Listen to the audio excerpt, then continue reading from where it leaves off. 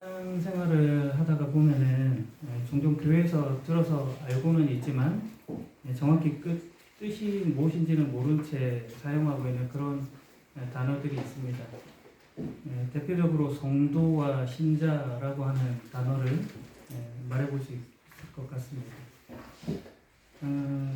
교인들을 가리켜서 성도라고 불러도 좋고 신자라고 불러도 좋은데 사실 자세히 살펴보면 각각 고유한 자기만의 뜻이 있습니다. 그리고 그 안에 신학적인 함의라든지 아니면 강조점들이 있는 것이죠.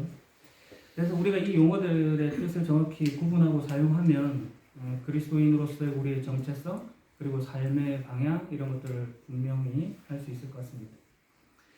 먼저 성도의 뜻을 살펴보면 이렇습니다. 성도라고 하는 이 용어는 그 히브리어로 쓰여진 구약 성경에 보면 카도시라는 단어로 되어 있고 헬라어로 쓰여진 신약 성경을 보면 하기오스라는 단어로 되어 있습니다. 이 단어들의 핵심 의미는 구분됨, 분리됨이라는 뜻입니다. 여기서 중요한 것은 거룩함이라고 하는 것이 어떤 도덕적인 완벽성을 의미하지는 않는다는 것입니다. 오히려 세속에서 분리되어서 하나님께 봉헌되어 있는 어떤 상태, 하나님께 속해져 있는 그 신분적인 지위 이런 것들을 나타낸다고 하겠습니다. 구약 성경에 보면은 성전에서 사용되는 그 기물들, 기구들을 향해서도 거룩하다라고 표현하고 있는데 그 기구들이 도덕적으로 흠이 없어서 그렇게 부르는 것은 아니죠. 하나님을 위해서 따로 구분된 그 용도로 사용되기 때문에 거룩하다 이렇게 표현을 하는 것이죠. 마찬가지로 신약 성경에서 교인들을 향해 성도라고 부르는 것도 그들의 불완전함에도 불구하고 하나님께 속한 자들이라고 하는 의미에서 성도라고 불리는 것입니다. 세상으로부터 불러냄을 받아 하나님께 속한 자라고 하는 정체성이 있는 것이죠. 그러니까 개인의 수행 능력이라든지 그런 것이 아니고 그리스도 안에서 변화된 그 존재 이런 의미가 있습니다. 반면 신자라고 하는 말은 헬라어로 피스토스라는 단어인데요. 형용사로 믿는, 충성스러운, 신실한 이런 뜻이 있는 말입니다. 이 단어는 단순한 지식적인 동의가 아니고 자신의 삶을 상대방에게 맡기고 위탁하는 행위인 것이에요. 신자라는 말이 하나님과 나 사이의 수직적인 신뢰 관계를 의미하는 것입니다. 주관적인 확신이나 감정이 아니고 약속을 지키시는 하나님에 대한 인격적인 반응인 것이죠. 응답이에요. 인격적인 응답 이렇게 하니까 되게 또 추상적으로 들리기도 하는데 전화벨이 울릴 때 우리가 저 전화벨 소리를 듣고 그 수화기를 들을 때 전화 통화가 가능하다. 그것은 지식적인 동의인 거죠. 근데 직접 가서 딱 들고 이야기를 나누고 하는 것 이런 것들이 바로 인격적인 응답이라고 할 수 있는 것입니다. 신자는 하나님을 향한 능동적인 신뢰와 헌신의 태도를 가지는 것입니다. 종합해 본다면 성도는 누구에게 속해 있는가에 관한 강조점이 있는 것이고 신자라고 하는 것은 무엇을 하는가라고 하는 관계, 응답, 이런 믿음의 행위 이런 것들이 강조되는 표현이라고 하겠습니다. 교회에서 성도, 신자라는 말과 함께 자주 듣고는 있지만 그 뜻을 모르는 말 중에 하나를 소개할까 하는데 바로 소명과 사명이라는 단어입니다. 둘도 약간 헷갈리죠. 성도와 신자는 교인을 부르는 같은 뜻의 다른 말이라고 한다면 소명과 사명은 한국말로 시옷도 들어가고 명자로 끝나니까 되게 비슷한 단어 같은데 뜻은 완전히 다른 그런 말입니다. 먼저 뜻을 설명해 드리면 소명은 헬라어 클레시스에서 유래한 말입니다. 부르다라고 하는 칼레오라는 동사에서 파생한 말인데요. 부르심인 것이죠. 하나님께서 당신을 하나님의 자녀로 부르셨습니다. 삶의 특정한 자리로 부르셨습니다 하는 뜻이 있는 것입니다. 그래서 소명을 두 가지 층위로 나눠요. 하나는 구원애로의 부르심이고 두 번째는 직업 그리고 특별한 삶의 자리, 삶의 터전으로의 부르심입니다. 모든 그리스도인이 공통적으로 하나님의 자녀, 하나님의 백성으로 부르심을 받고 있고 또 그리고 구체적인 삶의 개별적인 자리로 부르심을 받아 하나님의 뜻을 실현하는 존재로 살아가는 것이죠. 따라서 소명은 본질적으로 수동적입니다. 수용하는 것이죠. 하나님의 부르심이 먼저인 것이기 때문에 그래요. 반면에 사명은 헬라 아포스톨레라는 말, 내어 보내다라는 아포스텔로라는 말에서 파생된 단어인데요. 여러분 잘 아시는 그 보냄받은 자, 사도, 아포스톨로스도 다 이 단어에서 유래했습니다. 사명은 보냄받은 자가 수행해야 할 구체적인 과업이나 책임에 조금 더 무게 중심이 있어요. 그래서 무엇을 위해서 살아갈 것인가 이것을 조금 더 중점하면 조금 사명에 더 가깝다 이렇게 이해하시면 쉽습니다. 그래서 소명이 하나님과 나 사이의 부르심이니까 어떤 수직적인 관계라고 한다면 사명은 조금 더 세상을 향해 열려져서 실천하고 책임을 다하는 그런 수평적인 모습이라고도 하겠습니다. 소명을 확인한 사람만이 세상을 향한 사명을 가질 수 있는 것이죠. 오늘 본문을 보게 되면 사도로 부르심을 받은 바울이 2절에서 이렇게 말하고 있어요. 여러분은 방방곳곳에서 우리 주 예수 그리스도의 이름을 부르는 모든 사람들과 함께 거룩한 사람으로 부르심을 받았습니다. 거룩한 사람으로 부르심을 받았습니다. 이렇게 표현하고 있습니다. 앞서 설명드린 것을 기초로 해서 한번 답을 해보시겠어요? 거룩한 사람은 성도입니까? 신자입니까?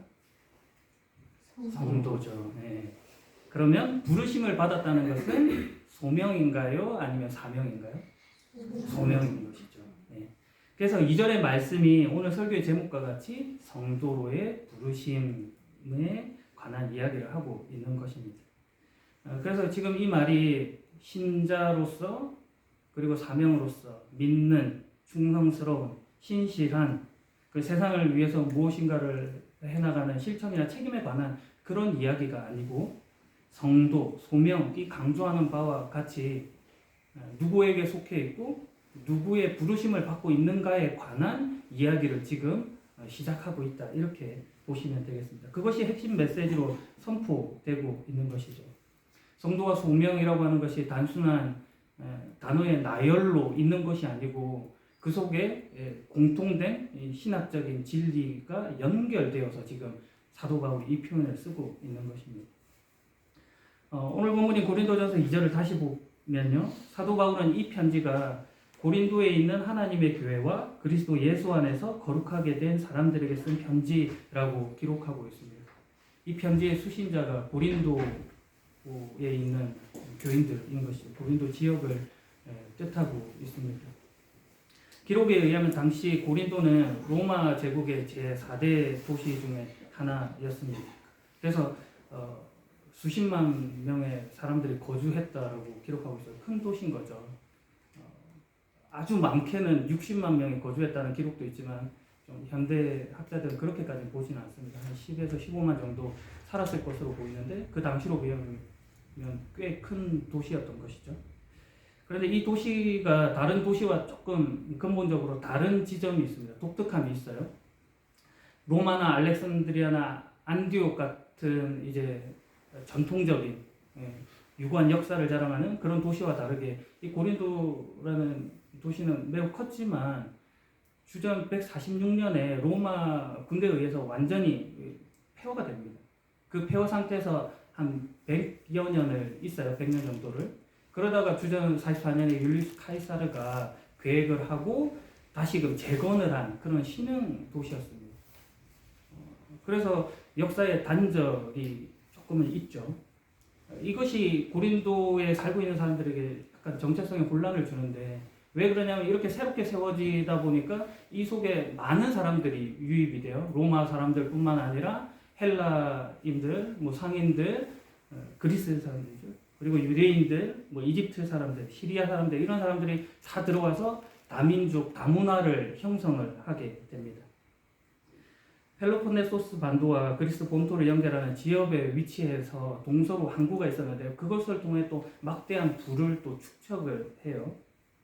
그런데 이런 모습들, 그러니까 지리적으로는 헬라의 중심부, 그리스의 중심부 쪽에 있는데 정치적으로는 로마의 이렇게 지배 아래에 있는 이것 때문에 여기서 살고 있는 사람이 조금 정체성의 혼란을 가지는 거죠. 나는 도대체 누구에게 속해 있는 거지? 하는 생각들을 뿌리 깊이 가지고 있었던 거예요. 이런 혼란 속에서 사람들이 선택한 방식은 자기의 정체성을 확인하는 것을 내가 누구에게 속해 있다라고 말하는 것으로 이걸 딱 정리를 합니다. 1세기 고린도의 사회적인 모습은 양극화가 심각했어요. 뭐 부자, 가난한 자 있고 기득권자, 비기득권자, 뭐 지배자, 피지배자, 뭐 이런 계층들이 있었습니다. 상층부, 하층부가 완전히 나눠져 있었죠. 그 속에서 사람들이 내가 어느 사람에게 속해 있는지를 통해서 자기를 조금 더 뭐랄까요, 과시한다고 할까요? 증명한다고 할까요? 그렇게 되었습니다. 일전에 설교를 통해서도 말씀드렸었는데 고대 가치관 중에 명예와 치욕의 가치관이 있어요. 명예스러운 것, 그러니까 그것을 자기 생명보다 소중하게 생각하는 게 있었습니다. 칭찬을 듣고 인정을 받는 것, 그리고 되게 막 부끄러운 행위를 당하고 수치를 당하면 거의 뭐 죽음을 맞은 것 같은 그런 기분을 가지는 그것이 최고의 가치로 있었습니다. 이때도 마찬가지였어요. 그래서 자기를 조금 더 인정받기 위해서 시혜자들이 이제 수혜자를 이렇게 모집하기도 하고, 그래서 자기의 은혜를 베풀고 후원을 하고, 그리고 또 이렇게 받는 사람은 또 좋은 사람을 또 이렇게 받으려고 하고 이런 것이었죠. 그래서 이런 것들이 인맥으로 연결이 되어서 뭔가 사회적인 안정과 보호를 받는다는 느낌을 그것들이 가졌던 것입니다. 단순한 소속의 문제가 아니라 생존과 직결된 문제였던 것이죠. 종교적으로 보아도 비슷합니다. 적어도 12개의 그리스 로마 신을 섬기는 신전이 있었는데 지리학자 중에 스트라보라는 사람은 고린도 산 위에 아프로디테 신전에서 1000여 명 정도의 그 여사제들이 있었다라고 이야기하기도 합니다.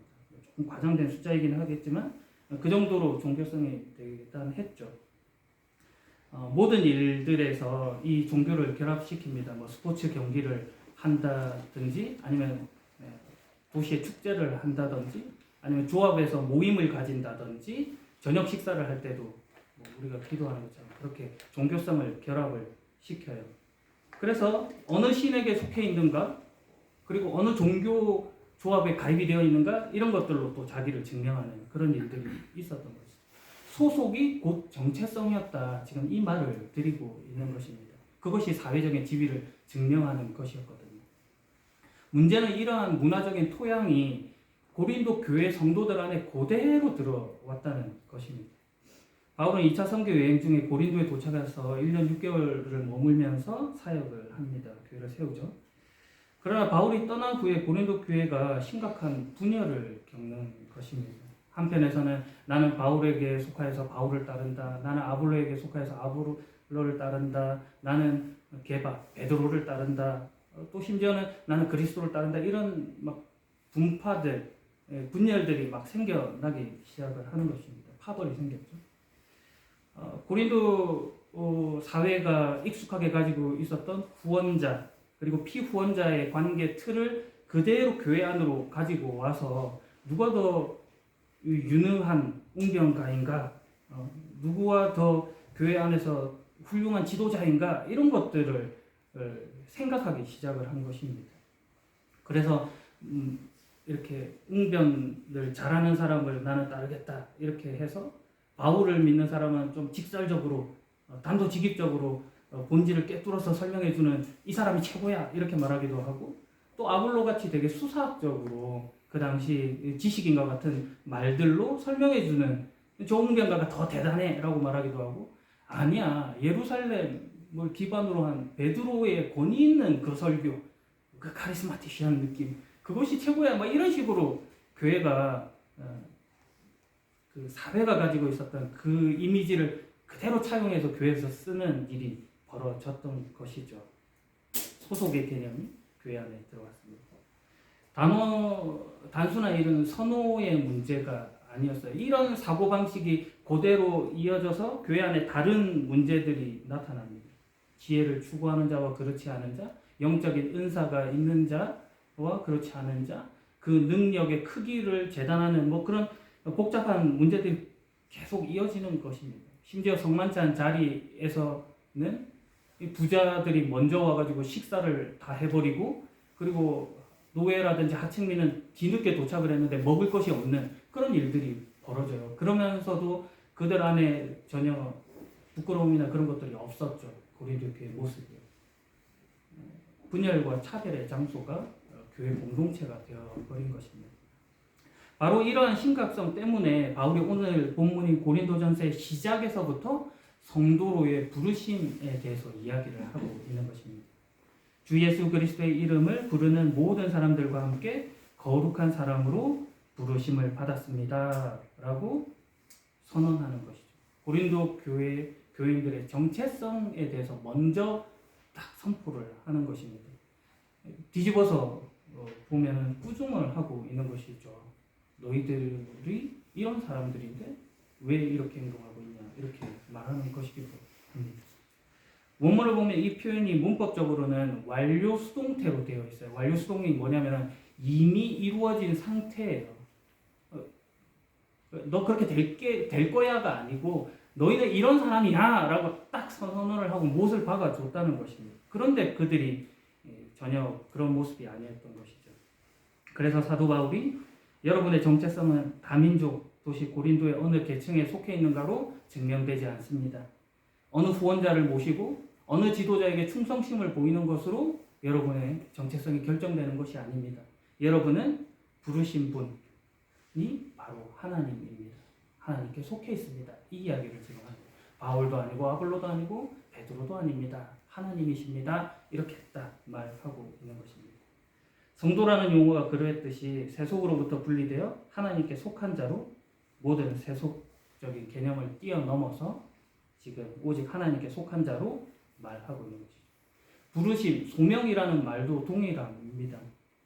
고린도 사람들에게 익숙한 인간 후원자와 후원자의 초대, 선택 이런 단어들이 여기에서는 해당이 안 되는 거죠. 사람의 선택이나 사람의 초대를 말하고 있지 않죠. 하나님의 부르심이다. 하나님의 선택이다. 그것이 소명이다. 이렇게 말하고 있는 것입니다. 여러분을 부르신 분은 하나님이시다. 인간의 선택과 초대가 아니다. 하나님의 주권적인 부르심이 그들의 정체성을 규정합니다.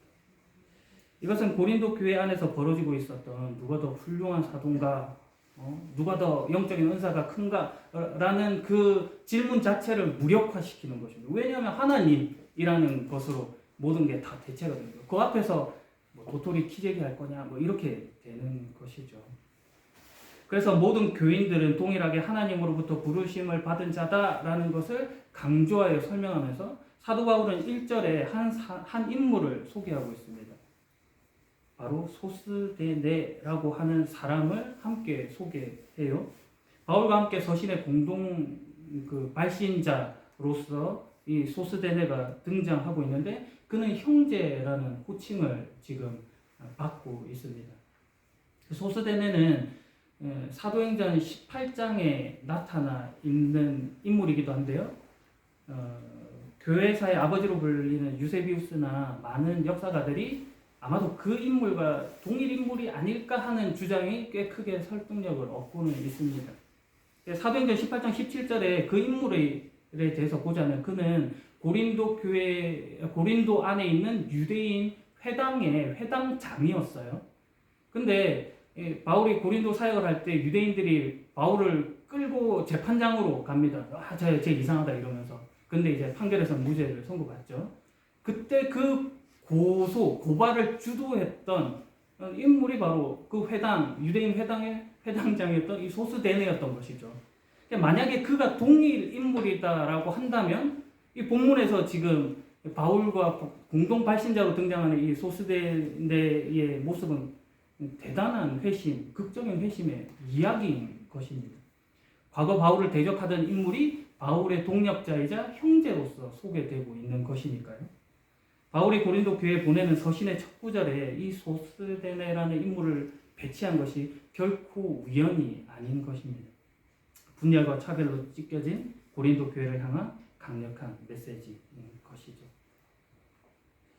나는 바울을, 나는 아볼로를, 나는 베드로를 이라고 하면서 서로 나누고 고린도 교인들에게 그렇게 나누고 있는 그 고린도 교인들에게 소스데네라는 존재를 통해 묻고 있는 것이죠. 너희는 같은 그리스도를 믿는 형제이면서도 왜 이렇게 나누어져 있느냐? 오늘 하나님께서 동일한 성도의 부르심이라는 제목으로 우리에게 묻고 있는 바입니다.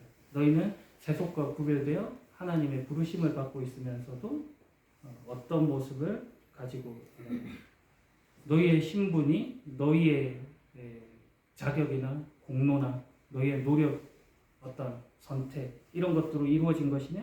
아니면 전적인 하나님의 은혜, 그 부르심이라는 것을 인정하느냐라고 묻고 있는 것이죠. 에베소서 1장 4절에는 이런 말씀이 있습니다. 하나님께서 이 세상이 창조되기 전 그리스도의 사랑 안에서 우리를 흠없는 거룩한 백성으로 선택하신 것입니다. 성도로의 부르심이 시간과 공간을 초월한 하나님의 작정, 계획, 의지의 산물인 것이죠. 하나님이 바라시고 기뻐하신 일이 이것이다 라고 설명하고 있습니다. 하나님의 부르심, 성도로의 부르심입니다. 마지막 이야기로 설교를 마무리합니다. 이 사도 바울이 고린도 교회로부터 받은 공격들이 있었어요. 당신의 외모는 왜 그렇게 사도답지 못합니까? 아니면 왜 말에 힘이 없습니까? 또 복음을 전하는 것이 그냥 소피스트들처럼 사람들한테 등쳐먹으려고 돈을 받아내기 위해서 하는 그런 활동이 아닙니까? 이런 오해들 같은 것들을 받았어요. 그럴 때 사도 바울이 이렇게 답을 합니다. 1절에 그 답이 있어요. 하나님의 뜻에 따라 그리스도 예수의 사도로 부르심을 받은 나 바울은, 이것이 그의 답입니다. 그는 자신의 능력을 증명하려고 하지 않아요. 외모가 왜 그따위입니까? 이렇게 할 때 자기 외모를 가꾸는 것에 애쓰지 않습니다. 말이 왜 힘이 없습니까? 할 때 그의 말을 능숙하게 하려는 것에 애를 쓰지 않아요. 사람들 등쳐먹으려고 하지 않습니까? 하는 거 아닙니까? 하는 것에 어떤 권위를 내세워서 그들을 억압하려고 하지도 않습니다. 대신에 하나님의 뜻에 따라 그리스도 예수의 사도로 부르심을 받은 나 바울은, 이것이 전부였죠. 하나님이 나를 사도로 부르셨다. 왜 나를 사도로 부르셨는지 모르겠다. 그런데 그건 내 책임이 아니다. 하나님이 나를 부르신 뜻이다. 이렇게 설명을 하는 것입니다. 세상적으로 만족스러운 답이 아니지만 신학적으로 매우 합당한 답입니다. 그렇게 답했던 이 사도 바울, 1절에서 바울이 사도로 부르심을 받은 나 바울이라고 했던 그 바울이 2절에서 우리 읽었던 이 말씀을 주고 있는 것이죠. 주 예수 그리스도의 이름을 부르는 모든 사람들과 함께 거룩한 사람으로 부르심을 받은 모든 사람들에게, 자기를 설명하는 방식과 같이 여러분의 신자를, 성도를 설명하고 있는 것입니다. 둘 다 부르심을 받았다. 이렇게 설명하는 것이죠. 바울이 자기를 이해하는 방식이 바로 성도인 우리가 우리 자신을 이해하는 방식이 되어야 된다는 것이죠. 하나님이 나를 사도로 부르셨다라고 말하면서 자신의 모든 약점을 껴안았던 그 모습 그대로인 것입니다. 하나님께서 나를 성도로 부르셨다. 왜 이런 모습으로 부르셨는지, 왜 이 환경, 이런 한계 가운데로 부르셨는지 나는 다 이해할 수 없다. 그러나 이것이 나를 부르신 하나님의 뜻이다. 이렇게 고백할 수 있어야 하는 것입니다. 세상이 묻죠. 네가 정말 하나님의 자녀라면 왜 그 모양 그 꼴이냐? 왜 이것도 없고 저것도 없고 그것도 없느냐? 왜 이렇게 약하냐? 그때 우리의 대답은 바울과 같아야 합니다. 하나님이 나를 성도로 부르셨다. 더 이상의 변명도 증명도 필요 없죠. 우리를 부르신 그분이 우리의 모든 것이고 그분의 뜻대로 우리를 사용하실 것을 믿는 것입니다. 그것이 하나님의 뜻하신 우리의 자랑입니다. 그 부르심을 확인하시고 오늘 성도로서 우리의 지위를 확인해 가시는 복된 여러분에게 예수 그리스도의 이름으로 축복합니다. 기도하겠습니다. 거룩하신 하나님, 세상의 기준과 소속에 흔들리던 우리를 창세전부터 택하시고 하나님의 소유인 성도로 불러주심에 감사합니다. 우리가 무엇을 성취해서가 아니라 오직 하나님의 뜻에 따라 그리스도 안에서 거룩한 존재가 되었음을 이 시간 믿음으로 고백합니다. 때로는 우리의 약함과 부족함 때문에 세상 앞에서 작아질 때도 있지만 나를 부르신 분이 가장 미쁘신 하나님이라는 사실이 우리의 유일한 자랑과 힘이 되게 하옵소서. 어떤 환경과 상황 속에서도 하나님이 나를 성도로 부르셨다라는 이 영광스러운 정체성을 붙들고 세상 속에서 담대히 승리하며 살아가는 복된 인생이 되옵소서. 우리를 부르시고 끝까지 경고케 하시는 주 예수 그리스도의 이름으로 기도합니다.